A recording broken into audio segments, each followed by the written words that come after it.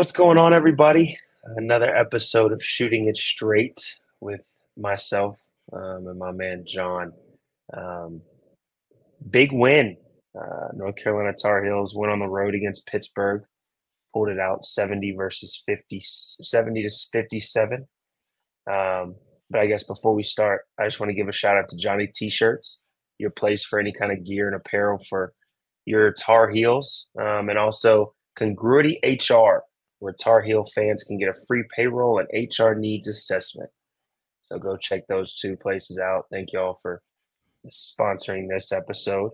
But back to the basketball, man. I think it's a lot of takeaways that I think you can take from that game that we were a part of in Pittsburgh. For one, I think the first thing I want to first say is how hard it is to get ACC road wins, no matter who the team is. So I think that's one positive that you have to look at. I think as you kind of start to break down the game a little bit, I think you kind of start to see kind of how they were able to pull it off. I mean, you look at field goal percentage, they held Pittsburgh to 31% from the field overall, basically 17% from three. And the biggest thing you saw going into the game, all they talked about was Henson and his outside shooting and what he brought from the 3-point line. And to be able to hold a team to 17% from three is pretty impressive. So I think that's first and foremost. I think more of the negatives is on the other side of the ball. Um, I think when you look at kind of how their offense ran, I think there was some issues, whether that was just missing shots or guys not being in a rhythm. Like we talked about, it's the first uh, away ACC game that they've had all year, and so pressure's a little bit different now. These games really start to count in a different type of win column. So I think that was kind of my breakdown. It was a defensively they were able to really shut them down, and I think that's why they were able to come out on top. I think there's still some things that I think need to be kind of ironed out. I think last night's game I think was the worst shooting game we've seen from Harrison all season. So hopefully that's just kind of a one that just kind of okay. I had a rough shooting game. We move on. But one thing I think we need to talk about is kind of Cormac being in that fourth or fifth spot when it comes to playing time and guys that are on the floor a lot. Um, as a shooter, as I watch Cormac, I think I kind of, and I don't want to speak, on his behalf or anything like that, but I've obviously been in kind of the same situations as he's been in. Um, going into the season, we really talked a lot about how Cormac was going to be a big piece just from the standpoint of being able to space the floor and knock down open shots. And I'd say he's been up and down, but more on the down, I would say, for the majority of the season up to this point. And I think when I watch him shoot and the shots that he takes now, I think a lot of them are rushed. I don't think he goes through the same. I don't think he goes through the same, speed on all of his shots. I think a lot of times you kind of see he tries to use a quick release on times when he could just take his time and knock down a shot. And maybe it's overthinking. Maybe at this point he just really wants to see that next one fall, and so he's almost pressing too much. Maybe it is a little bit of confidence.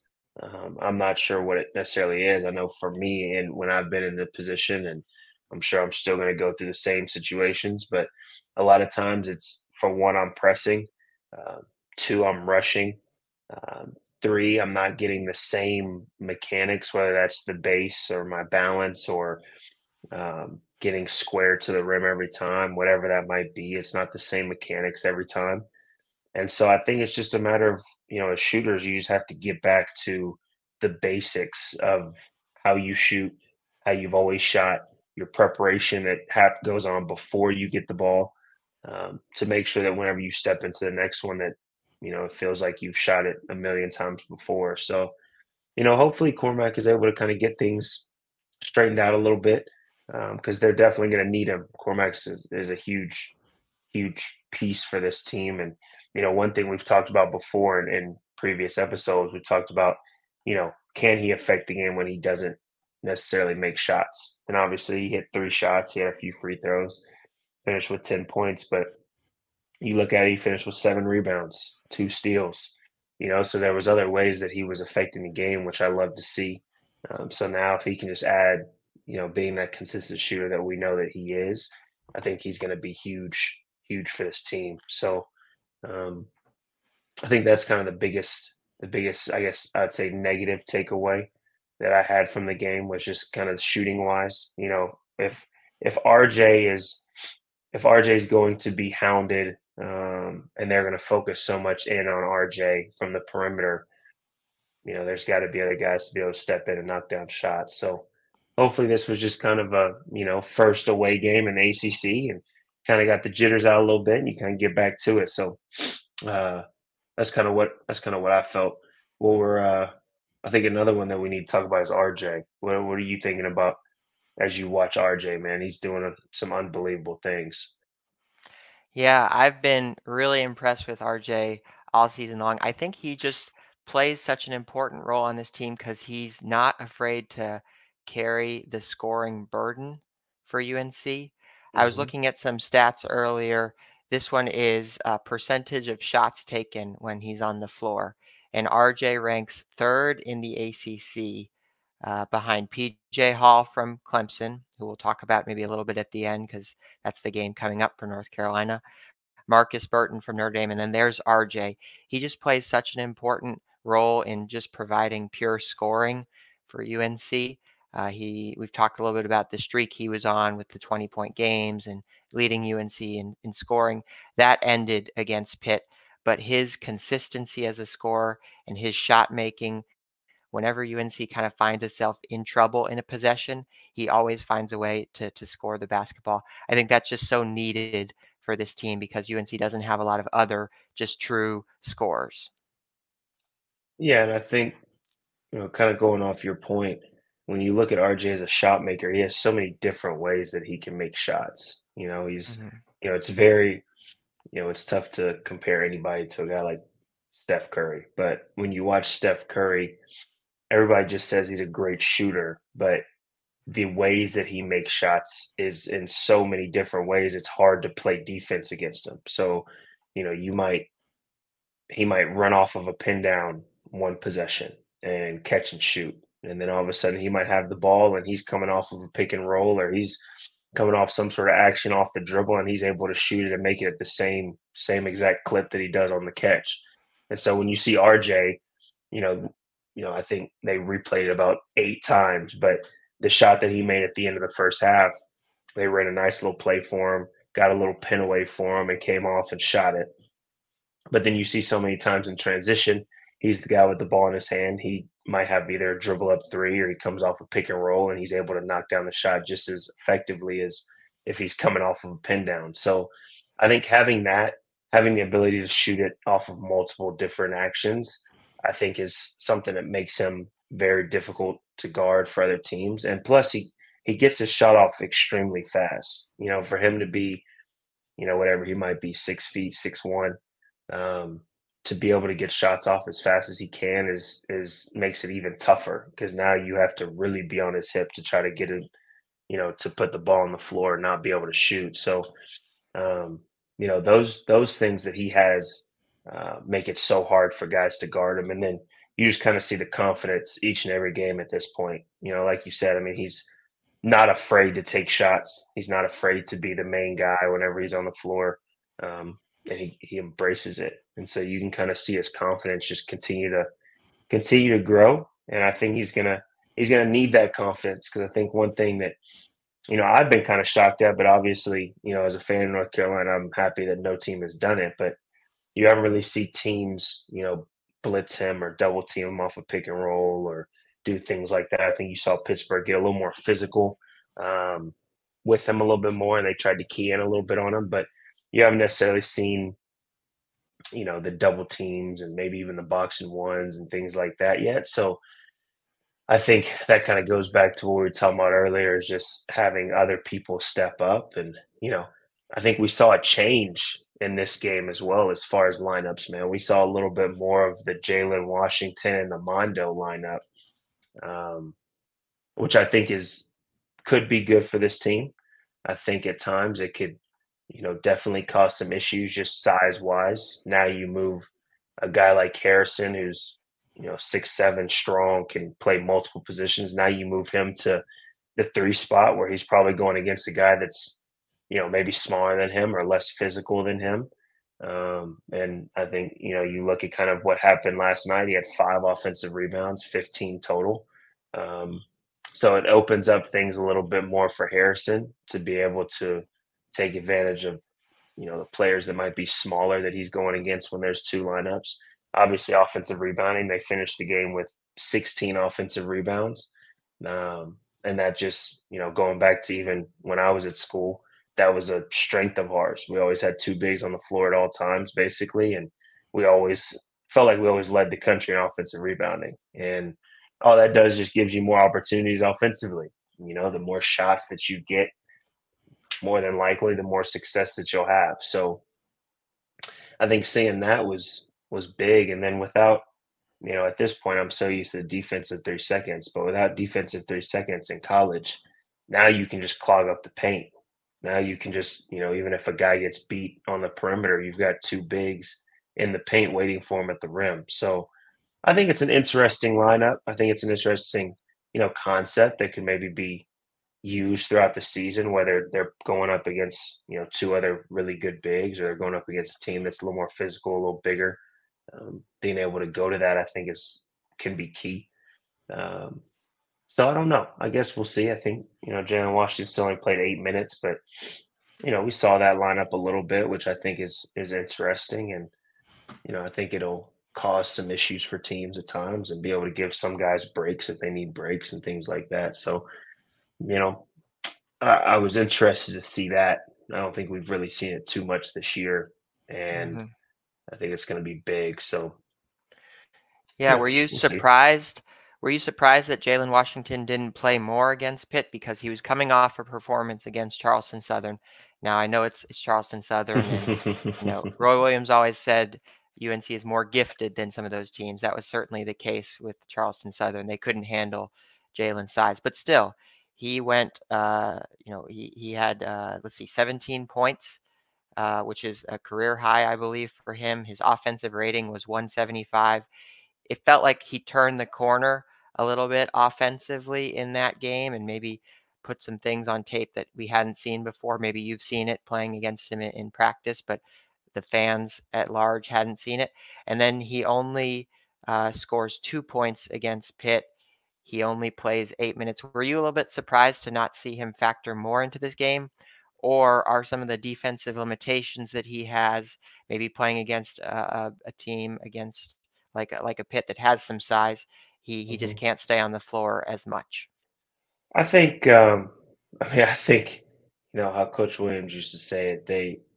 North Carolina was just more gifted than that Mhm, Charleston Southern team on all aspects, and so it's easy to sit there as a fan and say, well, why is he not playing more? Did you not see how he dominated this game? But when mhm, you break it down, he was just bigger and just more gifted than those guys, during that game. You go into a game like this, they've got those two twins who are basically footers.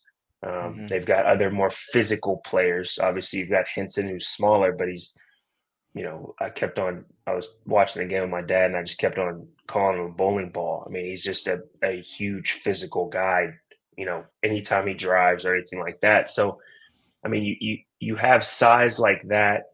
Now you start to really see, okay, what can he really bring? And I think offensively has never been an issue for Jalen Washington. He's always shown that he could be a pick and pop threat.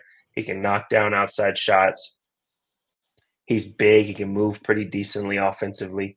But it's just the defensive side and the rebounding side, I think, that causes issues for him getting on the floor. And so I think, I'm a proponent for Jalen Washington to play a little bit more.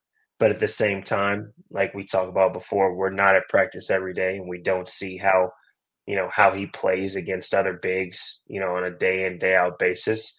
And for this team, maybe he just doesn't, you know, his picking and popping maybe doesn't fit all the time into what they're doing and the schemes that they're doing. So I think that's kind of why you see his minutes go up and down. But like I said, what he can bring, I think, is very intriguing to me. I think being that big and being able to space the floor, I think, is huge.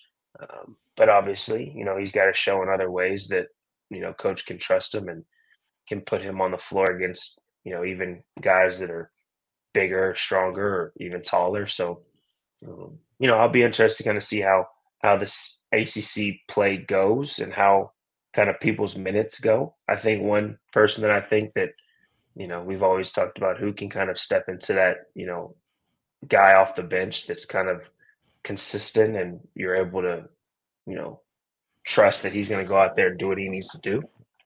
I think Seth Trimble is that guy at this point in the season. I think he's been, obviously besides RJ, I'd probably have to say he's probably been the most consistent guard, let alone the most consistent player off of the bench. And when you see him go into the game, you see obviously defensively he gives, the aggressiveness, get out of passing lanes, pressure the ball, block shots, things like that. But then offensively, I mean, he's shooting the ball at an unbelievable rate, which is something that you didn't necessarily expect going into the season. When you look at his splits, I mean, he's shooting 52.8% from the field and 54.5% from three. Now, obviously, he picks and chooses his times to shoot the ball. But when you have numbers like that and you're playing, consistent 17 to 20 minutes a game, I mean, it's a lot of people say numbers don't lie, but the numbers start to not lie, and it's just his consistency that he's brought game in and game out, I think is huge for this team. And it gives a guy like Elliott who's still trying to learn and, figure out what the college game is like and where his spots are. It gives him even more time to learn because you have a guy like Seth that you can lean on coming off the bench. So I think the way that Seth has played has been phenomenal. Obviously, he obviously has to continue it, but I think the way that he has played has been great. And, um, the shooting is obviously just kind of a cherry on top of what he brings. But if he can shoot consistently the way that he's shooting right now, I think that expands this team even more because it just brings another consistent guy that you can play. Um, and these guys that start don't have to play 35, 37 minutes a game. So he's huge. And then obviously Jae'Lyn Withers, somebody that we Mhm. we talk about a lot. His ability defensively, obviously, you see the highlight putback that he had last night. Those are the things that I think that he can add to this team.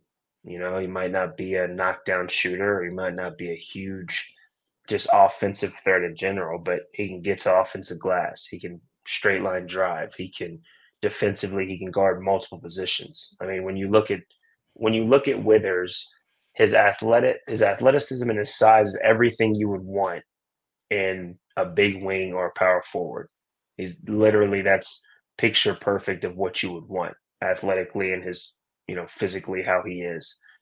So now it's just a matter of can he be consistent when he gets those minutes of doing the things that he needs to do, whether that's offensive rebounding, getting to the glass, defensively causing havoc, blocking shots, getting out of passing lanes, being able to switch on multiple positions. I think in college basketball, when you see a switching defense, I think a lot of times it takes college teams out of what they're running just because they're so used to, okay, if I bring a big man up into the action, he's going to drop back or he's going to hard show off the ball screen. Now I know what reads to make. Well, if you come off that ball screen, all of a sudden they just switch and there's no advantage that you've created. Now, offensively, there's not many college teams that have that next action to get something. So you bring a guy like Withers in and he's able to do that. Now you've got him, you've got Harrison, you've got a guy like Seth, those guys that can switch basically 1 through 4. Now defensively you're even better. And so I think I think he's going to be the one that as the ACC play goes to see what his playing time looks like. as the time goes on. I think Seth has kind of solidified himself as that six man, that will consistently play coming off the bench. But I think Withers kind of seeing the spurts and the showings that he has at times, I think will be interesting to see, what his minutes look like as conference play continues. I think with Withers as well, you see it's not just like a nice to have, but it's like a need to have for UNC. They need someone who is 6'9", who can kind of bang with the other wings, who provides that sort of 3 and D role for UNC, because going into conference play, we've talked about it already with Pitt, that was a tough physical basketball team. And Jae'Lyn Withers, Hubert Davis is looking down the bench. He's kind of saying, who can I play in a game like this? Maybe he's looking at a few guys, maybe someone like a Zayden High. Maybe you're a little bit too young for this matchup, but Jae'Lyn Withers, he has the experience. He came from Louisville, so he's played plenty of ACC games, but he also has the size and the strength to sort of hold up against Pitt. And I think that also showed last night. Like this UNC team without Jae'Lyn Withers, I don't know, like they would have really had to lean on the starters last night, I think. So I saw that as well last night. Like the role that he plays on this team is only going to become more important heading into ACC play against these stronger teams. 100%. And I think too, as fans, um, fans don't realize really how hard it is to go into another school's home arena and come out with a win. And so you go into these hostile environments, and let's just say they played the starters 38, 39 minutes and didn't have any kind of positives from anybody off the bench. That starts to add up, as the games go on. And obviously you have what, 18 ACC games, and then you go right into the ACC tournament and then right into the NCAA tournament.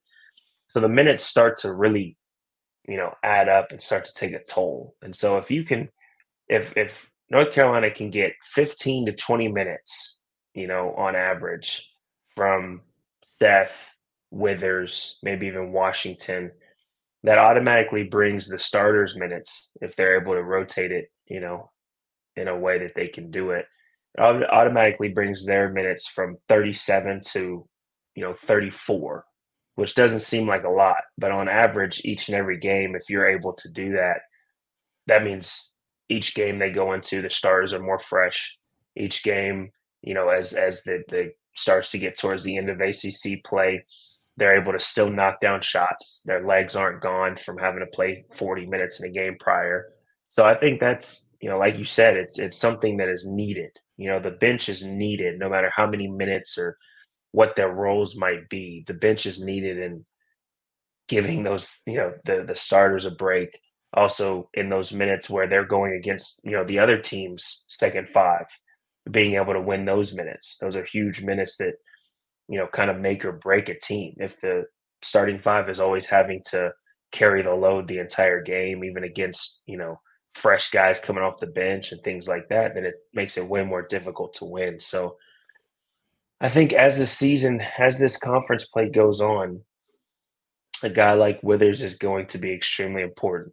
It's tough because like you mentioned, you have a guy like Zayden High on the bench, which I think is very talented and has a lot of skills that I think will eventually be really important to this team.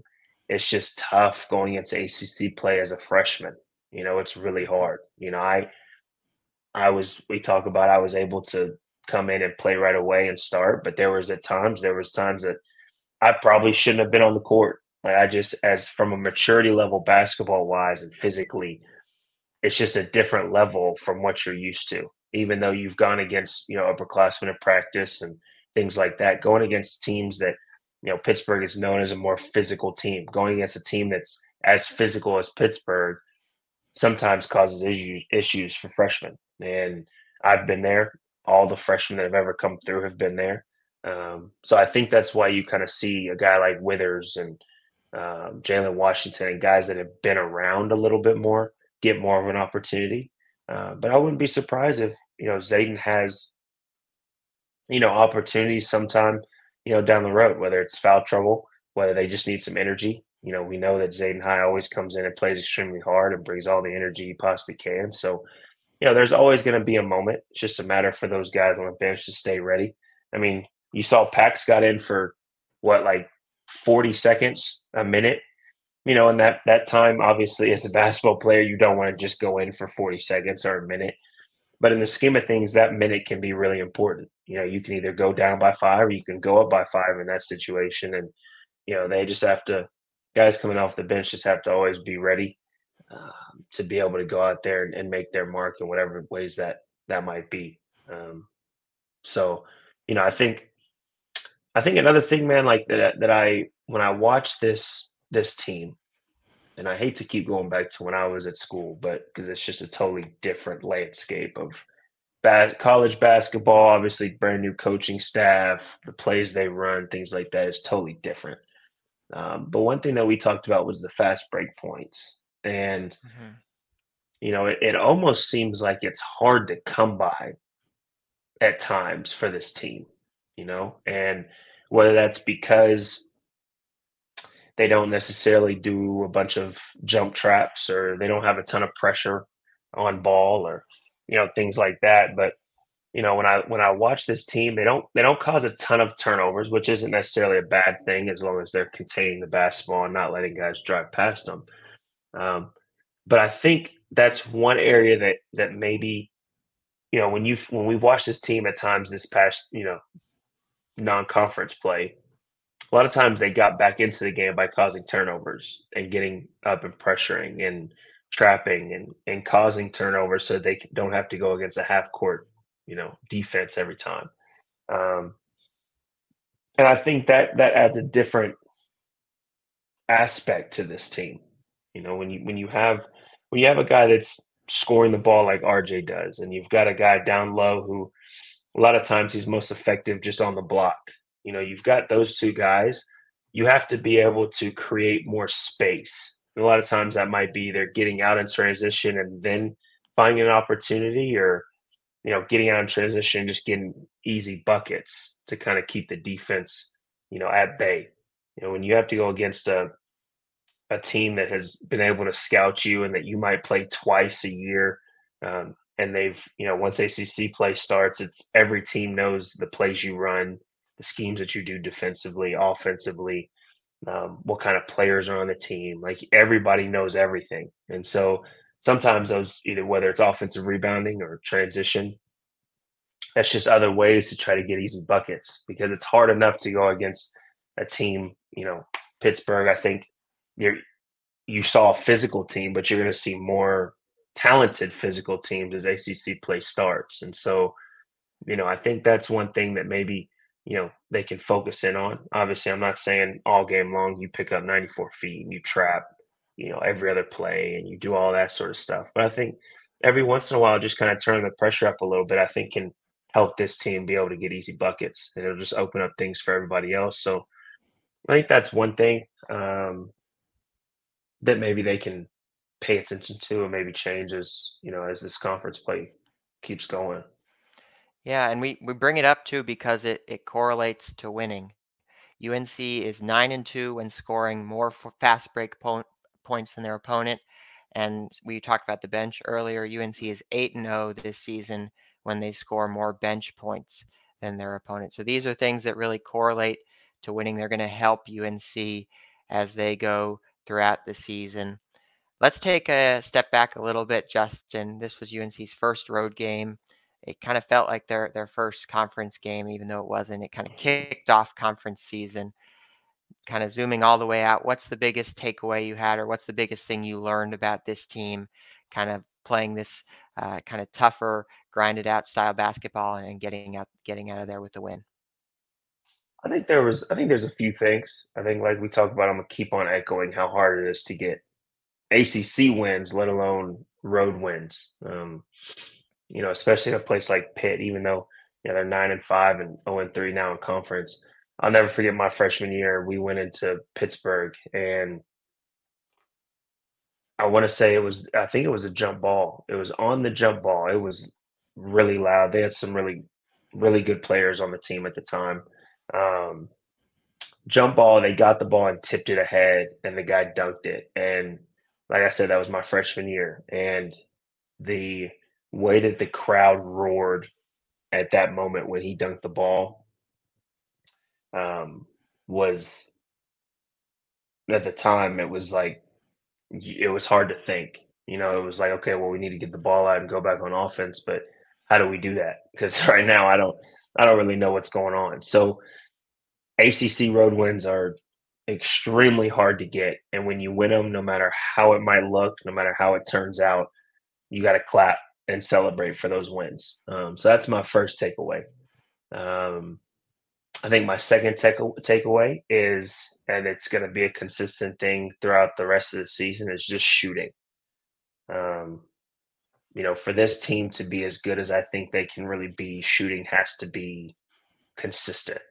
You can't have guys necessarily going 1 for 5 from three and 0 for 2 from three. And, you can't have guys that you're relying on to knock down shots. You just can't have that on a consistent basis, especially when your team is built up of a big down low that's dominant on the block and the offensive boards, and a guard that's out there that's a little bit smaller that teams are going to start keying in on a little bit more.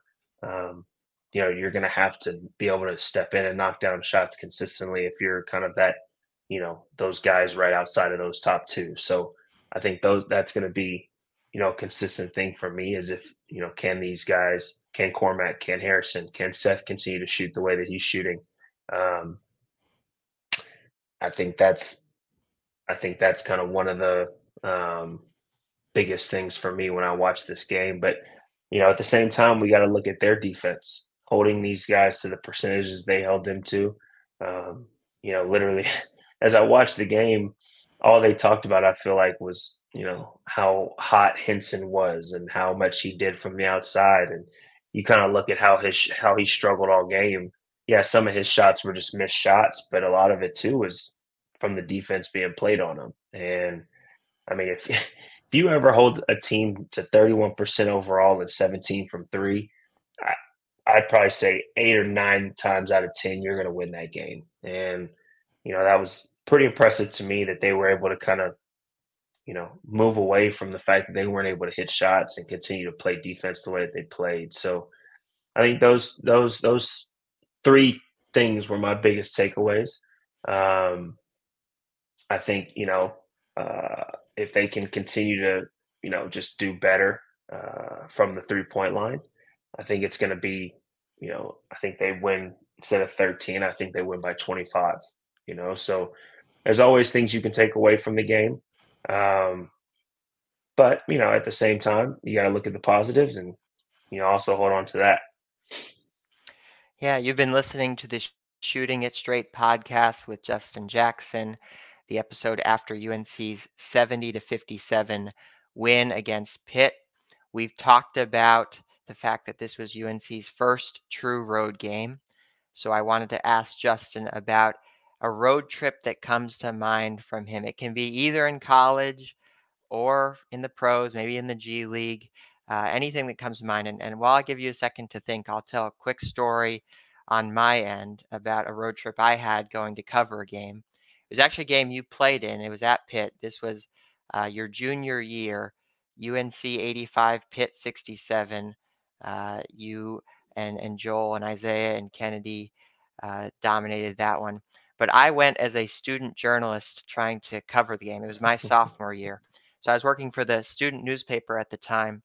Our travel budget was essentially non-existent. So our solution to go to the game, first of all, we drove 8 hours, which was super long. But our solution for lodging was we were going to stay with another student at the Pitt student newspaper. So we have never met this guy before. We pull up to a dorm and he tells us, all right, guys, you can sleep in the spare bedroom of our dorm room.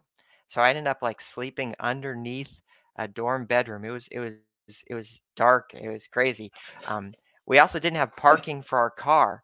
So we had to wake up at like 5 a.m. and like circle downtown Pittsburgh, like trying to find parking. And we were moving our car, to try to make sure that we didn't get towed. And, you know, that's the craziness sometimes of covering a game from a road trip perspective.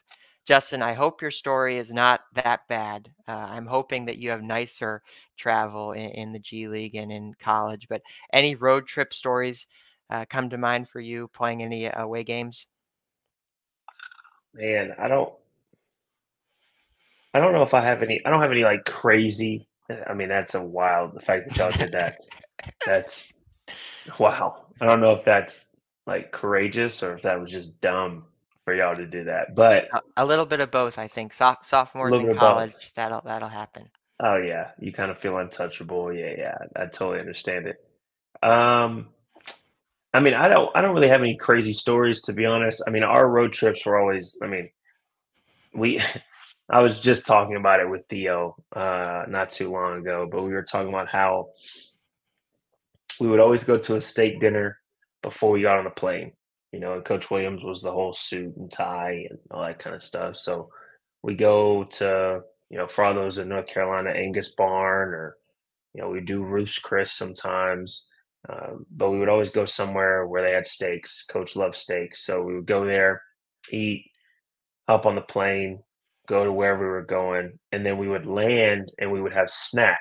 Now, snack wasn't just, you know, like a box of pizza and you know, that kind of thing. I mean, we would have pizza, we'd have burgers, we'd have chicken, we'd have, I mean, you'd have desserts, you know, you'd have cookies and whatever, and you'd have so much stuff, you know, and you, a lot of times, like guys would still be kind of full from the steakhouse, from the steak that they just ate, but they did not ever like cut corners when it came to feeding us. Um, so that was always super dope. But then I think you know, one thing that was so crazy to me was, you know, it was at a bunch of different places, but a lot of times the away student section, you know, and I because they played Pittsburgh, it reminded me so much about Pittsburgh. I think they call it the zoo. I want to Mhm. say they call their student section the zoo. Um, when we went out there to like basically get shots up before we went out there to do layup lines, all that kind of stuff, the student section would have like a list of things that they knew about you. So like the student section would have if you had a girlfriend, the student section would have your girlfriend's name and who she was and that kind of stuff. I remember one I remember one time somebody found a sheet from the students and on it Kenny Williams, who was on the show not too long ago, he's got like a bunch of nieces and nephews. And I guess they found a picture of him with one of his nieces and basically like put out there that he had a daughter. Um, and it was just like crazy stuff like that. And the students, they don't care if they're wrong, like, and they're going to cheer and go at you as hard as possible. Like, they don't care about your feelings if you're from the other, you know, from the other side. So those definitely created some interesting times, but also awesome times when you were able to shut them up and win the game, and you walked out of there and they were the losers, and you were the one that was, you know, going and showering and getting back on the plane. And you had just had a good game, and you know, y'all did everything you were supposed to do. So those were kind of the memories that I have from road trips is just like the heckling fans and the information that they would have on you, and you know, stuff like that was always fun, especially when you were on the winning side. Justin, I gotta ask, was the nutritionist involved with the pregame steakhouse and then snack of pizza? You know what? It's it probably wasn't the best kind of snack, but we were I mean we were 18, 19, 20 year olds in college that ran a million miles in practice and in games and lifted all the time and things like that. So at the time, I mean I don't really think it really affected us much. Now, you know, I think if I had that as a you know, a meal before the night before a game, it might be an issue. You know, I might be a little bit more slower and have to get woken up a little bit more. But at the time, it didn't really matter. Our bodies were like, you know, no effects ever came from it. So thankfully, you know, we it didn't affect us, but we enjoyed every bit of it. I'll tell you that we enjoyed every bit of it. And before the message boards get all crazy, you won a national championship your junior year, so I think it worked out just fine. North Carolina plays Clemson on Saturday, another road game for the Tar Heels. Then the game following that, they go to NC State, to Raleigh. So two more road games coming up for North Carolina. Justin, get us out of here. Little preview maybe of Saturday, or just final thoughts after UNC's big win over Pitt. No, I think after these first three games, all of them being away, and obviously going against a team like Clemson, who is already being ranked at the top of the ACC, playing them at their home gym, I think is going to be a great test for this team. And then obviously, you know how the games against NC State are. Um, little bro versus big bro. So I think after these three games, I think we'll kind of see how ACC play is going to turn out. I think like we talked about before, if they're able to clean up some of the things that I think were issues in this game and continue to play defensively the way that they're playing and getting consistent minutes from you know particular guys, I think they're going to be just fine. Obviously it's a long break, and hopefully they can stay in rhythm. Guys who maybe aren't shooting the ball well or had a rough game last game against Pitt.